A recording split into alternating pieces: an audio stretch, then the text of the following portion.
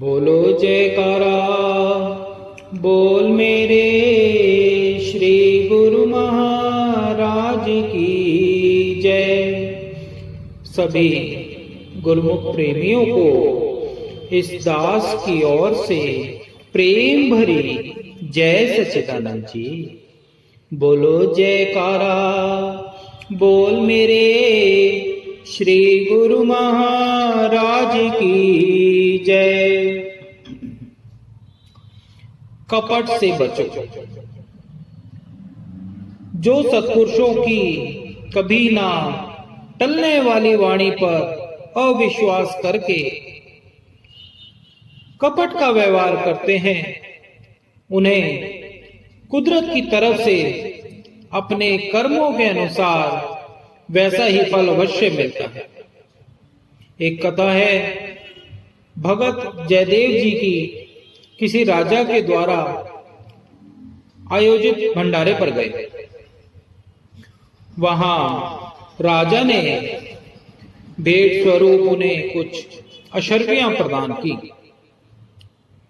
जंगल से गुजरकर वे घर की ओर जा रहे थे कि रास्ते में 4 चोरों ने उन्हें घेर लिया। उनके मांगने पर उन्होंने वे अशर्फियां निकालकर उन चोरों को दे दी। चोरों ने फिर भी उनके हाथ काटकर उन्हें एक कुएं में फेंक दिया, लेकिन वे इसे भी मालिक की मौत समझकर वहीं बैठकर भजन सुमिरन करने लगे। संयोगवश वहां से किसी राजा का गुजरना हुआ। उसके कर्मचारी ने कुएं से पानी भरने के लिए जैसे ही बाल्टी कुएं में डाली तो भक्त जयदेव जी ने बाल्टी को पकड़ लिया।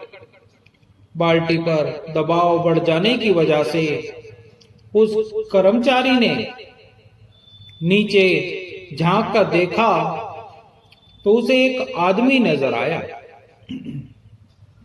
उसने 2-4 अन्य व्यक्तियों की सहायता से भक्त जयदेव जी को बाहर निकाला।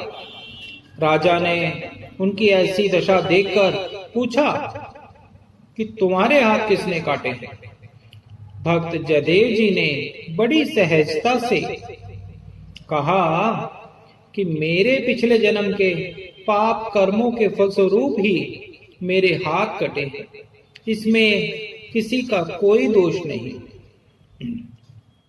राजा समझ गया कि ये भगवान के भक्त हैं, इसलिए उन्हें ही कर्ता धर्ता मानकर वैर विरोध से परे हैं। उसने भक्त जयदेव जी को सम्मान सहित अपने महल में रख लिया। वह प्रतिदिन उनसे भगवान की महिमा व भजन सुनने के लिए आने लगा। भक्त जयदेव जी की वाणी में जादू सा असर था। राजा उनके द्वारा गाए भजनों को सुनकर आनंद विभोर उठता था। एक दिन राजा ने उनसे अपने कल्याण का कोई सरल उपाय बताने की प्रार्थना की।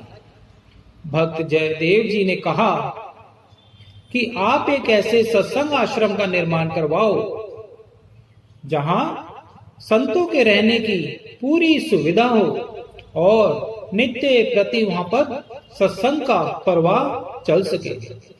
इस श्रेष्ठ कार्य के द्वारा बहुत लोगों का कल्याण होगा और इस जैसा परोपकार का शायद ही कोई अन्य कार्य होगा।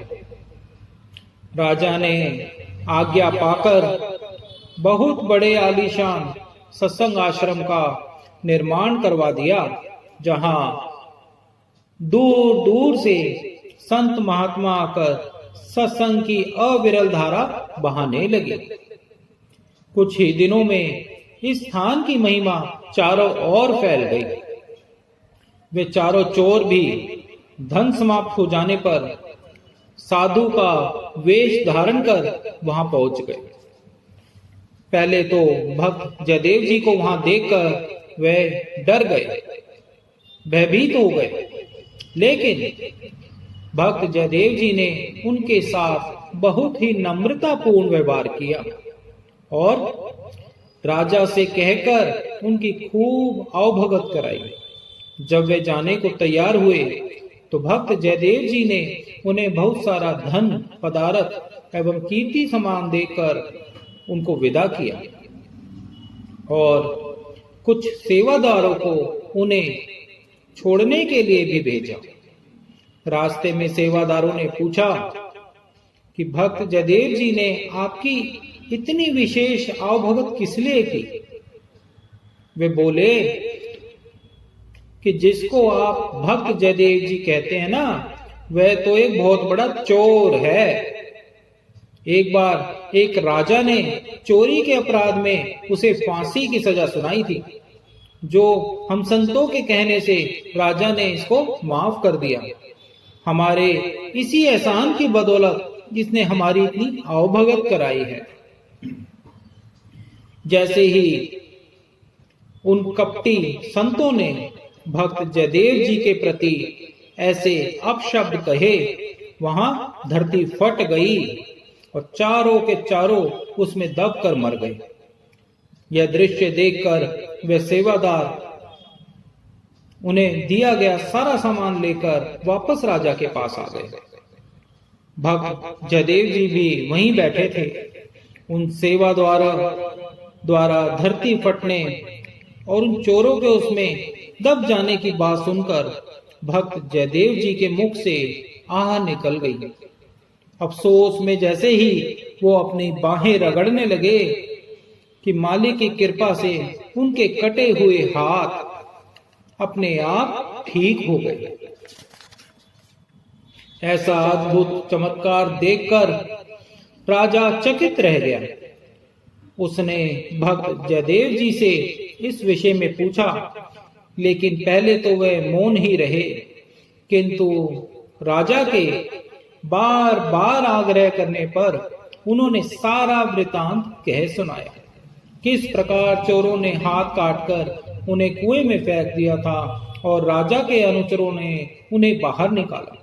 उन्होंने बताया कि वे कपट से संत वेश धारण कर यहाँ आए थे, परंतु मैंने उन्हें पहचान कर भी उनसे सहृदयता का व्यवहार किया।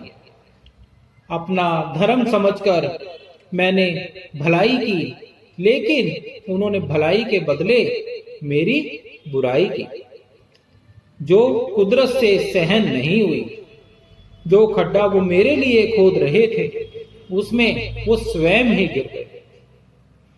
उन्हें कपट का फल मिला है, इसलिए हमें सदैव भलाई करने और कपट रहित जिंदगी गुजारने की सीख लेनी चाहिए। यह सुनकर राजा उनके चरणों में गिर पड़ा और कहने लगा कि मेरे भाग्य अच्छे थे जो मुझे आप जैसे संतों की सोबत नसीब हुई है। अपनी संगति में लेकर और सभी द्वंद्वों से मुक्त करके आपने जो मुझ पर उपकार किया है, उसका ऋण मैं जन्म जन्मांतरों तक नहीं चुका सकता। बोलो जयकारा, बोल मेरे श्री गुरु महाराज की जय।